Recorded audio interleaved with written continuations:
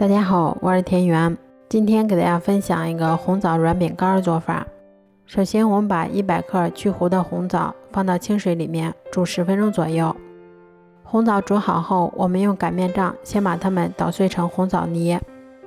红枣捣好后，我们先准备100克的低筋面粉，然后再加入10克红糖，接着我们先加入30克鸡蛋液，最后我们再加入40克食用油。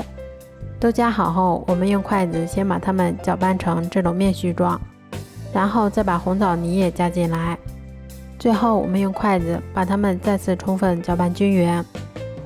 搅匀后，我们取适量的面剂，先在手心处把它揉成圆球，然后再把它按扁成小饼的形状。